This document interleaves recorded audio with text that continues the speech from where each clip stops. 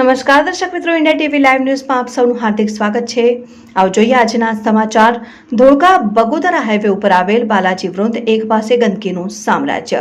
સ્થાનિકો તથા દુકાનદારો ગંદકીને કારણે ત્રાહિમામ પુકારી ઉઠ્યા। વરસાદની શરૂઆત થઈ ગઈ છે ત્યારે શહેરમાં ગંદકીનું સામ્રાજ્ય ફૂલું ફાલ્યું છે। વાત કરીએ તો ધોળકા બગોદરા હાઈવે ઉપર બંને બાલાજી વૃંદ એકની બહાર ગંદકીનું સામ્રાજ્ય ફેલાયેલું નજરે પડી રહ્યું છે। અહીં નાના બાળકો સાથે રહેતા પરિવારો છે તો જે ગંદકી ફેલાવેલી છે તેના કારણે મચ્છરોનો ઉપદ્રવ વધી શકે છે અને મચ્છરજન્ય રોગચાળો ફેલાય તેવી દહેશત ફેલાઈ રહી છે। સાથે જ અહીં દુકાનો પણ આવેલી છે તો આ દુકાન પર આવતા ગ્રાહકોને પણ આ ગંદકીમાંથી પસાર થવાનો વારો આવ્યો છે।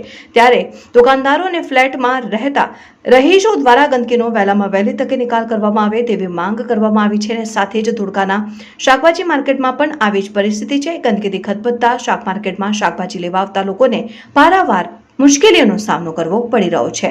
ત્યારે તંત્ર દ્વારા સફાઈ અભિયાન હાથ ધરવામાં આવે તેવી લોક માંગ ઉઠવા પામી છે।